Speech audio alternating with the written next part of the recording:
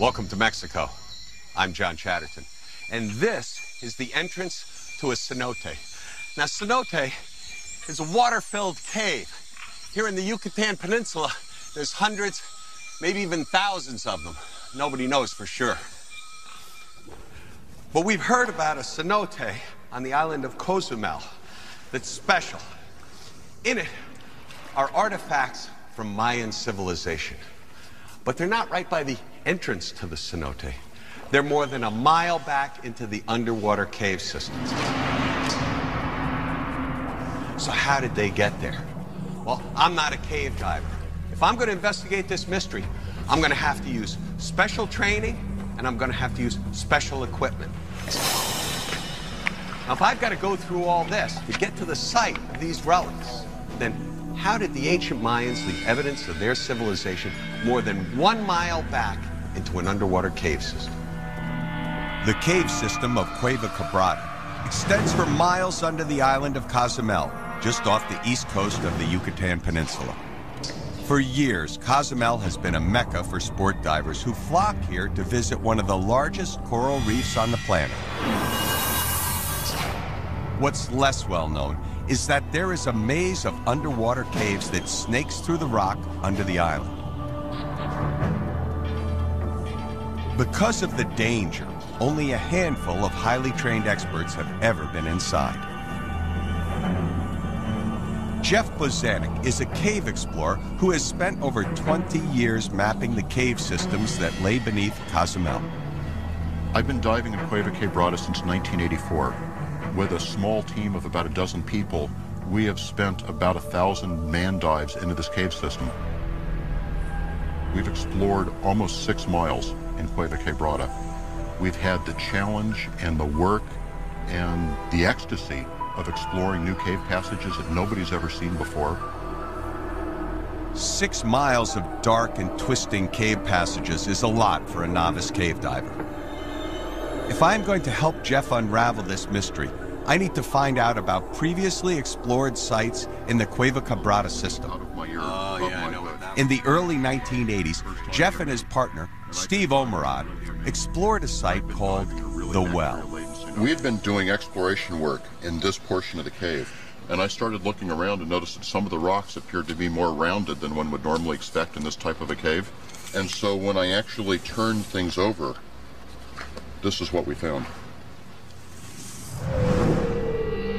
What Jeff finds is completely unexpected. Ancient Mayan artifacts not seen by human eyes in over 1,000 years. Ceramic pots and bowls, sea tortoise shells, and conch shells that could only have been placed here by man. And perhaps the most shocking discovery of all, human remains. When I first saw that skull staring at me, my first thought was, oh my God, why is that there? Maybe it was a burial site, and we have seen burial sites in other caves in other parts of the world. We still don't know. It's still a mystery. So this is a very rich archaeological find in this cave. Well, nobody had ever found this type of material in any cenote on Cozumel before.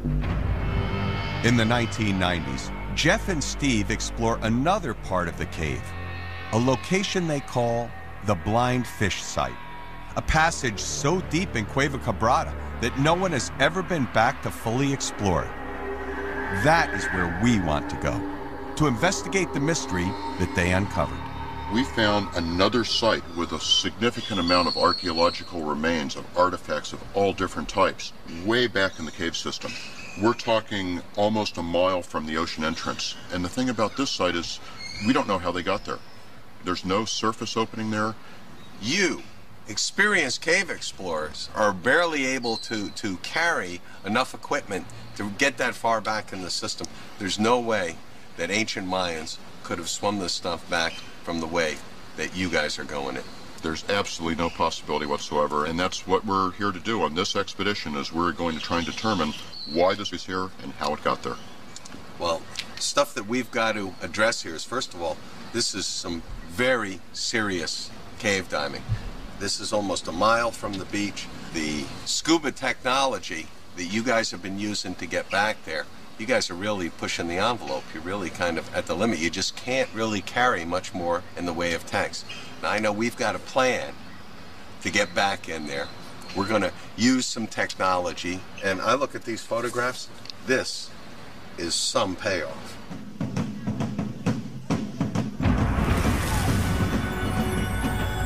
Mayan civilization flourishes from 1500 BC to 1500 AD, when the Spanish first arrive in Mexico's Yucatan Peninsula.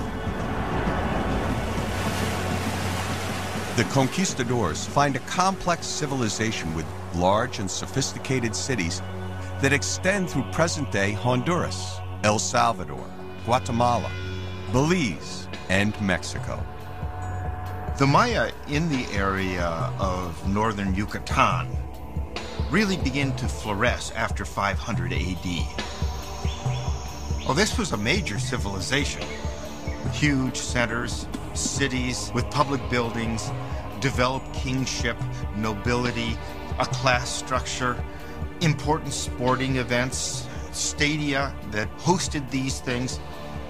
They are the one culture in the New World that there is absolutely no question, but these people did have a fully efficient writing system. Ancient Mayan art depicts warfare, kings, gods, spirits, and human sacrifice. Most people tend to picture human sacrifice in terms of heart extraction, which is so famous. But the Maya were a very inventive people, and they had any number of ways of killing people. We have sacrifice by arrows. They use arrowing people, killing in their chest with arrows. They use also the decapitation. Also, they practice the disemboweling of bodies, no? With obsidian knives, basically taking out all the intestines and all the forms, and that was another way to produce a lot of blood. Though humans were the ultimate sacrifice, cenotes reveal that Mayans offered other important objects to the gods. We've found a whole range of artifacts in the cenotes, including gold and jade, pottery, copal incense that has been beautifully preserved. Are the artifacts that Jeff Bozanic and his team find related to ancient Mayan ritual? Are they sacred offerings to the gods, carefully placed deep in a water-filled cave some 1,000 years ago? Or could there be another explanation? Archaeologists are just beginning to understand the relationship between the Mayans and their religious and spiritual relationship to the cenotes. Now behind me you can see the Casa del Cenote. This was a temple that they built atop of this well right here. Now of course, this would be the place where they'd bring their offerings to the gods. That's because the cenote was the entrance to the underworld. Well, the thing I'm interested in doing is seeing the underworld.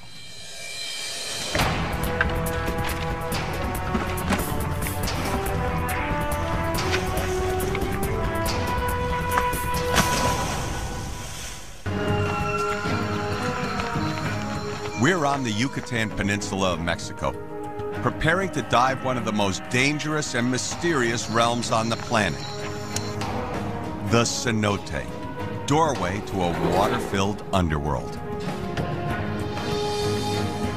Inside one of these caves, Cueva Quebrada on the island of Cozumel, are artifacts and human remains, remnants of Mayan civilization present here over 1,000 years ago. But how did the Mayans get them there? Almost a mile back from the entrance, deep in an inaccessible cave. That's what we want to know. To find out, I'm going to have to learn a brand new discipline, cave diving. I've been a hard hat diver for more than 20 years. That's how I earn my living. And I've got 25 years of experience on diving shipwrecks. Regardless of all that experience, cave diving is an extreme discipline, and it requires education, training. So my cave diving instructor is Jeff Bozanic. He's a guy that really knows this area and knows cave diving. Jeff, what is it about the cenotes? What are they exactly? Well, what we're looking at here, this entire jungle is underlain by underground rivers. Underneath all of these woods, rivers are flowing out towards the ocean. Nothing flows on the surface.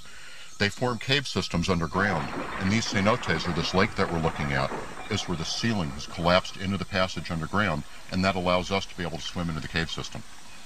Jeff, where is it we're actually going to enter into the cave? Well, where we're going to go in, that cave entrance starts right underneath this rock overhang right here. Sure. So we're going to go down a crevice there, and then we'll get to horizontal passage that continues on underground. We're going to start here because this is an easier environment to learn in than Cueva Quebrada. We've got all the pottery and the religious artifacts over there, and it's a hard environment to work in. We don't know how they got there, but we need to get you prepped before we can bring you in there to be able to look to see what's going on. Well, I'll tell you, Cueva Quebrada is a big dive, but we got to do the work so that we can get into that system, do what we got to do there. But right now, you and I got to get busy. Cave diving is not for the faint of heart. It's dark, it's dangerous, and even experienced cave divers die each year. See anything? No. To get ready for the big dive, Jeff leads me through several days of rigorous training on land and in the water. I've got to master a unique set of skills. Learning how to set and secure a line. Using special fin techniques to preserve the cave environment and visibility. And figuring out how to find my way out of a cave if I ever lose the line that leads back to the entrance. I think you have to put forth the effort to learn this stuff. It's not easy all running around blindfolded, tripping, bumping you. I think I got one here from the coconut palm. You are going to remember what happened in that particular exercise, and then you're much more likely to follow that procedure when you're inside the cave, and your life really is dependent on it. I'm really learning how to do this with the least amount of risk in making a very serious cave dive. Another key to managing the risk is to use the latest in dive technology. On this trip, the entire team will be diving with advanced rebreathers, which will allow the team to have more diving time in the caves and more air in the event of an emergency. Rebreathers operate on a principle that's been around since the 1800s and used for years on submarines. They chemically scrub the carbon dioxide from our exhaled gas, allowing us to rebreathe the same gas over and over again. Modern rebreathers are just beginning to be used in cave dives. Just learning how to use these rebreathers takes years of experience, but everyone in our team is already fully qualified. I'm with Mike Fowler. He's with Silent Diving Systems, and he's an expert on the Inspiration rebreather. Mike, what advantages is the rebreather going to give me in the cave diving environment? Okay, there are several advantages. One of the simple advantages is just the lack of bubbles with a closed-circuit rebreather. When you're swimming through the cave, you're not disturbing any sediment that may be in the cracks and crevices along the walls. With open circuit, you've got lots of bubbles that are floating to the ceiling that can actually damage the cave environment. So ecologically, it's more sound in that you're not going to cause damage. Absolutely. What else? A rebreather, like the Inspiration, is a gas management tool. The very two small little tanks that we carry will give you anywhere between a 6 and an 11-hour duration. So for example, based on 6-hour duration, then the two small tanks that we've got on the Inspiration are equivalent on a 30-foot dive to 7 80 cubic foot tanks. On a 100-foot dive, you're looking at 13 80 cubic foot tanks. And if you go to 250 feet, you're looking at somewhere in the region of 27 80 cubic foot tanks. Now, of course, you and I would never intentionally plan to do a dive with that kind of duration. But it's nice to know that if you get yourself in trouble, you've got that time to sort out your problems, whatever they might be. That gives you a big advantage. One thing is certain. However the ancient Mayans managed to put the artifacts a mile inside Cueva Quebrada, they definitely didn't have this sort of advanced equipment. I am finally ready for my first cave dive. Jeff Bozanic has selected a relatively easy but spectacular cavern dive called Dos Ojos, Spanish for two eyes. Okay, let's go over just a brief review of the hazards that we're going to try and work around. First off, we're in an overhead environment. We can't go to the surface if we need to if we have a failure. Secondly, we're going to have a lot of silt on the bottom. The rebreathers will help because there won't be any bubbles knocking silt off the ceiling and coming down, but we still need to worry about proper finning techniques. Right. We have in these caves a lot of very fragile, delicate geological formations called stalactites and stalagmites that took millions of years to form. All it takes is one simple push, and those will come toppling over. Is anything new? Is there anything I'm going to see that we haven't covered? The one thing you haven't seen before that we talked about briefly is that throughout this entire cave system is what's called the halocline. And a halocline is a difference in salinity in a very short distance. We actually have two different water masses sitting on top of each other, fresh above salt. And when we swim through that interface, the waters are going to mix and the visibility is going to get very poor. Should we get our gear ready? Let's go. This is going to be a great time.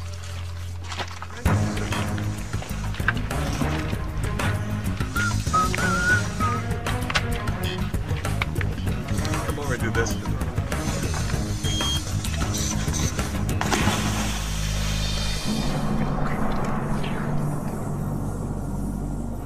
Visibility is absolutely incredible. Pretty interesting overhead stuff here, too.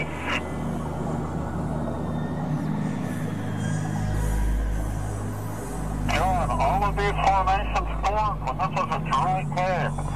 None of this formed when it was underwater.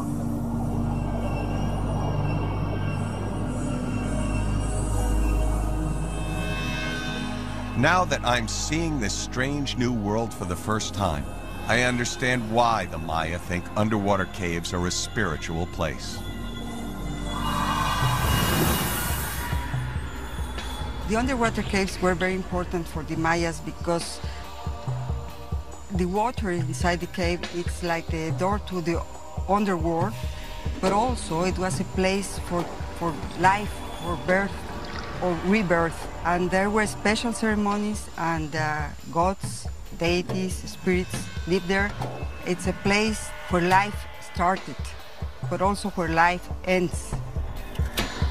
The sources of life were provided by the water, the only available water that was in the area. So when there was a drought or a special event that giving instability to the life of the Mayas in the region, they made sacrifices to get more fertility. So they dedicated those to the water.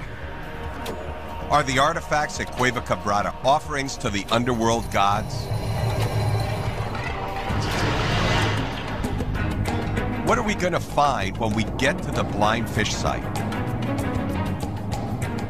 I'm in the middle of my first training dive when Jeff decides to throw me a curveball. He turns out the lights just to see how well I cope. Keep calm, John. Just hold on to the line. How am I going to get out of this cave in the dark? I'm pretty sure that the line is right over here.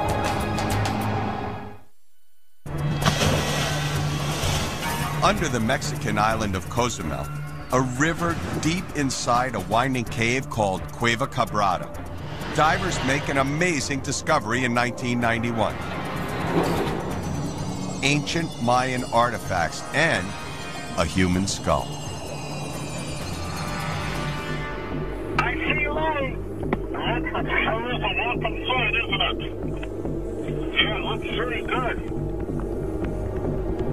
To prepare for the Cueva Quebrada dive, I'm practicing a lights-out emergency drill with my cave instructor, Jeff Bozanic. Even with 25 years of wreck diving experience and days of cave training, the underground world is a very hazardous environment. When you are diving a shipwreck, you are constantly in touch with the wreck itself. But in cave diving, you never place your hands anywhere. One little touch can cause rock formations to crumble. And in a cave, going directly to the surface is simply not an option because you've got a stone ceiling overhead at all times. So the most important task is to keep track of your guideline Keep in contact with it at all times. It's your lifeline, your only way out.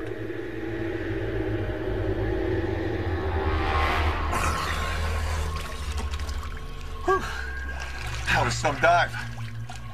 I'll tell you what, when you first get in there, it's a lot. You know, all the rock formation and everything else. It certainly was impressive, but it's also, I thought it would be much more like a roadway, you know, and it's not at all. Oh, there's passages that just go off every place. Yeah, but even trying to determine where there are passages and stuff isn't easy. I'll tell you what, I'm looking at this, and still, this is just our getting ready for the big dive. Oh, this is the tip of the iceberg. The distance that we went in here is a tenth of what we're going to end up doing when we go to Quebrada. But at Quebrada, how did all that stuff get so far back in the cave? I mean, here we are. I got a rebreather, we got communications, we've got bailout cylinders, we got all this stuff, and we didn't go nearly as far as we're going to have to go. Well, that's the mystery, and that's what we're here to try and find out, isn't it? Well, I'll tell you what, we got to be ready, or we're not going to figure out anything. Jeff, thanks a lot. That was a great dive, buddy. That was a great dive. You guys are okay?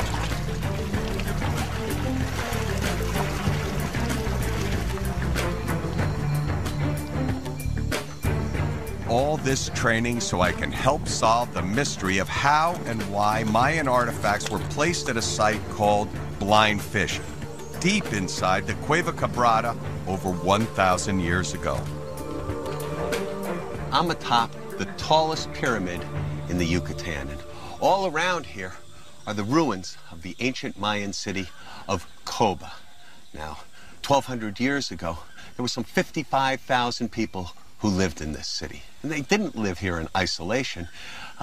They were linked to all of the other Mayan population centers in the area by a network of roads. Now, the Mayans built these roads so that they would have a trade route. Another reason why these roads were so important was that the Mayans would go on pilgrimage for their religion. Now, where were all these Mayan pilgrims going? Their holiest of holy places? Cozumel.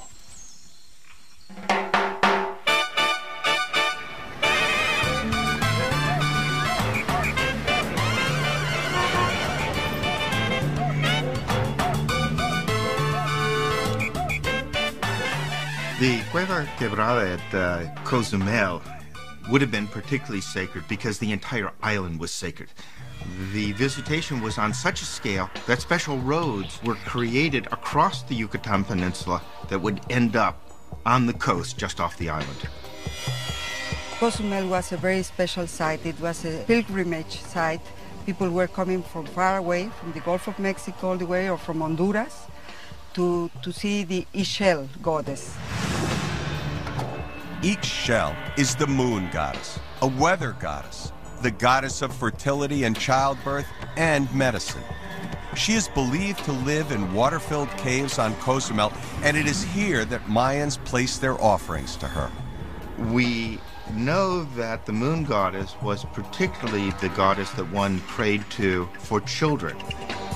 And so it may have been that barren women were coming to the island asking for help in becoming pregnant.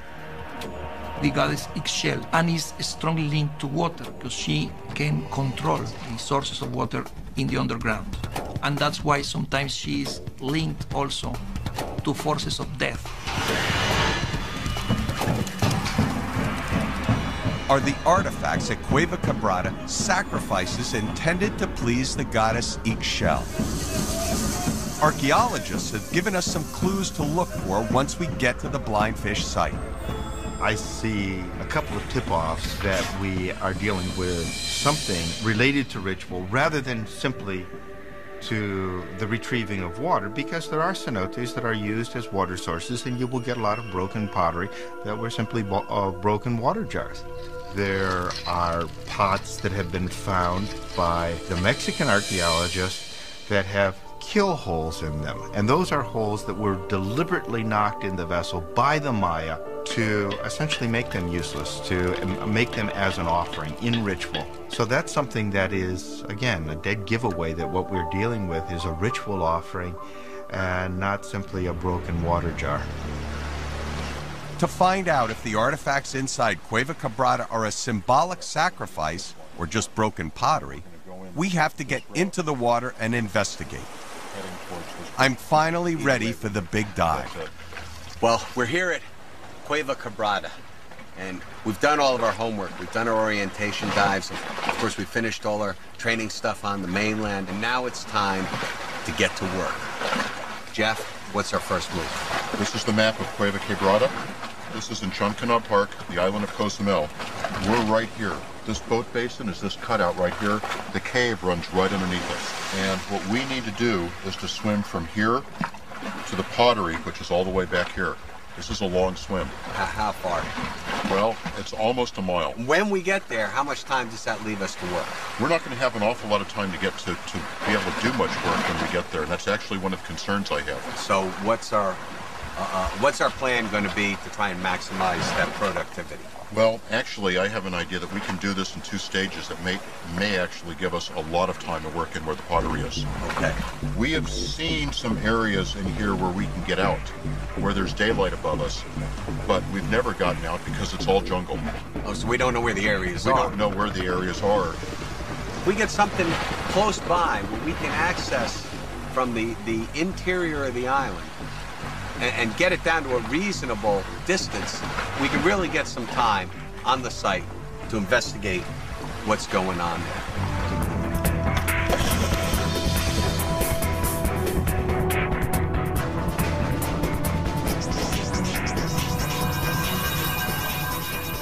We are swimming deep inside Cueva Quebrada when Jeff spots light from a small opening in the cave ceiling. If this opening is accessible from the surface through the jungle, then we will be able to cut almost 3,500 feet off our dive, several hours of swimming. This could be a great shortcut to the blind fish site, and it will give us more time to investigate the artifacts. The hard part will be finding this hole on the surface through miles of dense jungle. We're underneath the island of Cozumel, Mexico, deep inside the Cueva Quebrada cave system.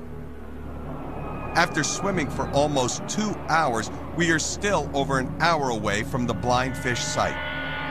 We decide to find a shortcut.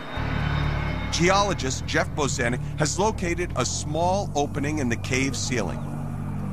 If we can find this same opening up top by hiking through the jungle, we will be able to carry in our gear and use this opening as our entry point for the blind fish site. Starting our dive from this opening in the jungle, rather than back at the main entrance of Cueva Quebrada, will shorten our dive time to the blind fish site by several hours and thousands of feet. Less time swimming and more time investigating will help us solve the mystery of how these Mayan artifacts from 900 AD got so far back into this cave. How far did you estimate that we went? About 3,500 feet until we found that daylight out in the jungle. Seemed like a lot more than that to me. As far as we went, I was perfectly happy to call it a successful dive and turn around. It's a lot of work. It's a lot of time. And I don't think I'd want to do that every single time we wanted to get to the site. We've got a shortcut now. We're going to take it. Even with a possible shortcut, swimming to the blind fish site is going to be a serious cave dive. Is it possible that an ancient Mayan could jump in the cenote that we're going to and have swum underwater to the place where the artifacts are found in the cave? John, that cenote that we found today is still more than 1,000 feet from where those artifacts are. And water elevation doesn't play a role in this? The water would have been at the same level. The Mayans, there's no way the Mayans could have swum that or walked it. We still have to figure out how that pottery got there. So it was... Geologists now believe that the water table during the Mayan era was as high as it is now, which means that Cueva Quebrada would have been completely submerged, and anyone trying to swim inside the cave would have had to hold their breath while swimming at least 1,000 feet, a physical impossibility. This mystery will take investigation on land as well as in the water. Now, Yesterday, we were able to locate a spot from within the cave that we felt might have an exterior access that we could use.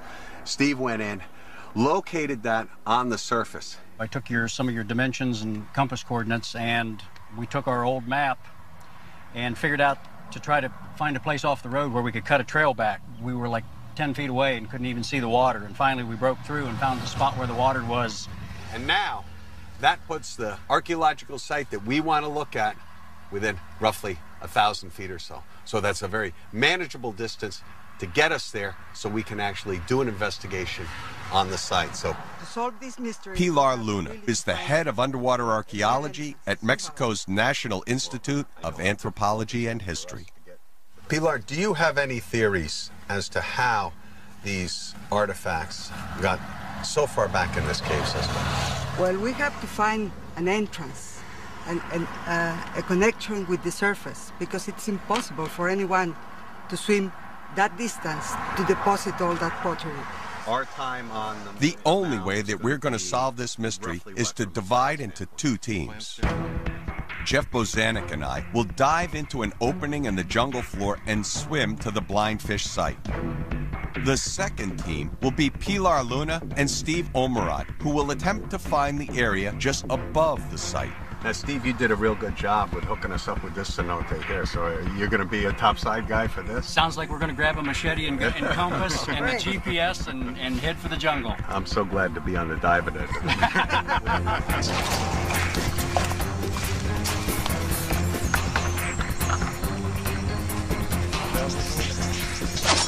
This jungle is dense, and I can easily imagine getting lost.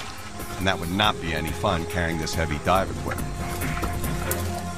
Well, here we are. Here you are. But if you were to walk 20 feet in any direction, I don't think you can see this again.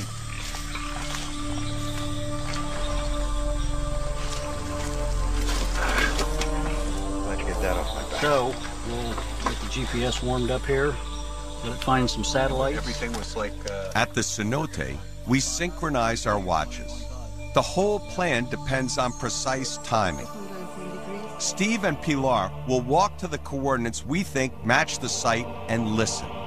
At exactly 30 minutes into the dive, Jeff and I will pound a steel rod into the roof of the cave. Break out of the trail. There's no visible opening to the surface, but if Steve and Pilar can hear the pounding and pinpoint our location, they will be able to investigate the surrounding area and look for clues as to how the Mayans placed artifacts into the cave 15 feet below the jungle floor.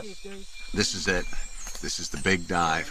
We're going to try and pound that steel rod up through the ceiling. Steve and Pilar are going to be topside, so if everything's coordinated and works, we should be able to figure out how this stuff got there, solve the mystery, and that's what it's all about. That's why we're here. Let's go get wet. Enough of this. We're going diving.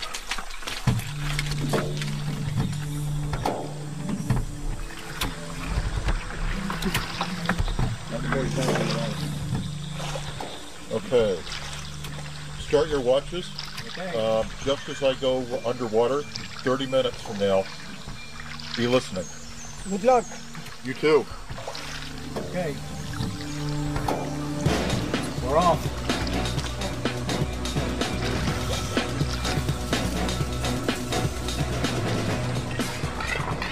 For the plan to work, Jeff and I have 30 minutes to get to the artifact site. We'll begin pounding the metal rod on cue, hoping Pilar and Steve can hear it. This is the only way to positively determine the blind fish site from above. We need to go at least 50 meters more. When someone tells me that there is a pile of stuff on the floor in a cave, but they haven't found an opening, my feeling is you've missed the opening. It's got to be there. So one has to go looking for it. To the right. Hacking through that jungle is like trying to find a needle in a haystack because you don't know what you are looking for. Well, I think we've got a clearing in another depression up here. See if we can get a reading on the GPS and see how our distance is. Well, our distance is just perfect.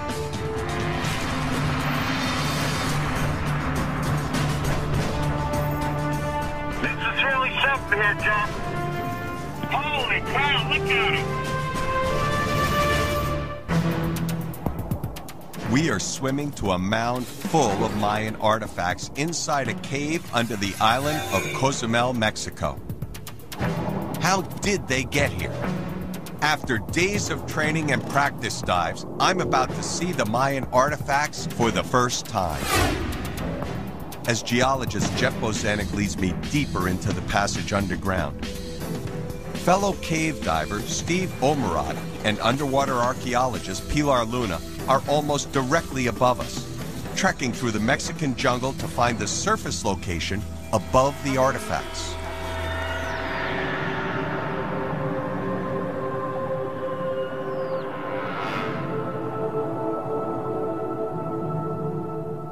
When we reach the mound of debris, I'm shocked by what we find. There are artifacts everywhere. But we don't have time to investigate them quite yet. At exactly 30 minutes, we have to signal our location to the surface team.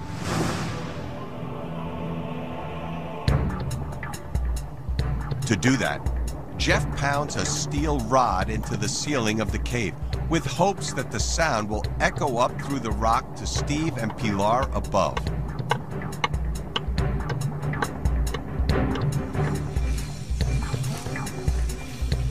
Steve and Pilar use GPS coordinates to get as close as possible to the target. Then, at the predetermined time, they stop and listen for the sound of Jeff pounding. If they can pinpoint the area directly above the cave, they will be able to tell if an opening ever existed above the artifacts.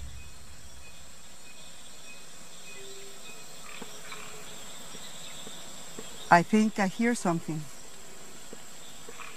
Maybe it's Jeff. Yeah, I hear some tapping. I think we're here. This looks like this really could be it. See, Steve, this is a depression in the terrain where the water fill in. It should have been an entrance to the cave. And the thing that's interesting about caves is they're fairly dynamic geologically.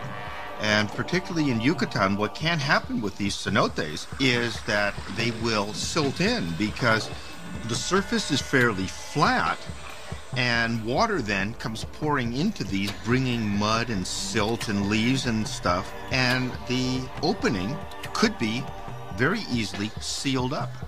There should have been the entrance right here, and through the ages, through the time it has been closed. But that will explain why the artifacts are just below here. So they would have revered this one very source. Deep within Cueva Quebrada, we have no idea if Steve and Pilar heard us. But we want to investigate the artifacts, so we head back towards the mound. As I first approach, it looks like a pile of large rocks. As I get closer, I realize that some of the rocks are rounded. They aren't rocks at all, but Mayan pots over 1,000 years old. Jeff finds a pot with holes on the bottom. These must be kill holes, holes punched directly into the pots to make them useless. There's no doubt that we are looking at Mayan sacrificial offerings, probably to the goddess Ixchel. Something catches my eyes. A rib bone, and then a long bone with a ball and socket joint lodged between some rocks. Perhaps these bones are remnants of human sacrifice. Anxious to tell Steve and Pilar about our findings, we head back to see if they found any clues on the surface. That's what I call a cave dive. Two big mounds. When you first look at it, it just looks like a big pile of brown rock. But as you start to look closer at it, you see all kinds of things mixed in with the stone that's part of this pile. Wow. I'll tell you what, that may be the most impressive thing I've seen underwater. We must have seen at least half a dozen pieces of pottery. All of those round shells that were about this big, I think, are West Indian top shells. Those used to be used for food. They may have been left there as offerings. We had the conch that were there. And aside from all that, you've got bones. Now, I don't know whether those are from game animals or human bones or what, but I saw ball and socket joints. I saw what appeared to be ribs, maybe even vertebrae. A lot of stuff in that pile. Pilar, Steve. Don't know how it got there. Well, fantastic. Coral, bones, pottery, conch shells. How did you guys make out? Well, we heard noise, so we think we found a very large dry pond, or what looked to be like it looked like a spot that would be like this, except the water's gone, and there was a lot of soil. I was able to get the machete down quite a few inches, almost a foot down into the soil, and as we know, this jungle, the soil is But it was dry? Yes. Right. And you could hear pounding underneath you? Yeah, we finally heard it. I wouldn't say I was standing right on top of you, but we were able to hear some noise through the limestone, so this is going to be real exciting. Pilar, having looked at that site on the surface, just for the short period of time you're over there, what do you think? What's your opinion? The finding you just made, and the found Steve and I made in the jungle as a dry pound, proves that this cenote was a sacred cenote, and Mayas were using it as a sacred place for offering. We don't know from how far away they came, or if there is a settlement nearby, but the offerings, the artifacts, are indeed indication of a sacred place to the underworld deities. So it's great. The kill holes in the pottery. The seashells a mile from the ocean. And the bones of what might be human sacrifice all had to have been deliberately placed inside the cave by the ancient Mayans. And because we discovered that there was once an opening in the jungle floor to the water below, we know that this site was once a sacred cenote. I would be willing to bet the house that the cenote closed up because the people left. These things are far too important to be allowed to fill up with junk while people live there. What I find is that these cenotes tend to be the essence of the village. Archaeologists will need more time to study this area, to look for remains of an ancient Mayan town that might lie hidden under the dense jungle. I've been fortunate enough to dive shipwrecks from the 1900s, the 1800s, the 1700s, even the 1600s, and I've always thought of those wrecks as being old, and surely they are. By comparison, the relics we saw in this cave system were positively ancient, more than 1,000 years old. Now, this is some extremely rich material for the Mexican archaeologists to work with, and who knows where these discoveries are going to lead. The thing about a really great mystery is when solved, it opens the door on other mysteries, and that's exactly what's happened here. There are underwater caves out there that no explorer has yet seen, and there are archaeological sites like this one still to be discovered.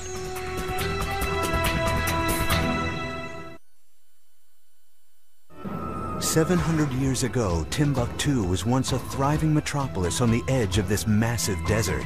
It was a very vibrant place, a very cosmopolitan place. Now it's one of the poorest places on Earth. What happened to this city and the dozens of others that once thrived? The Sahara, tomorrow at 10 on HI.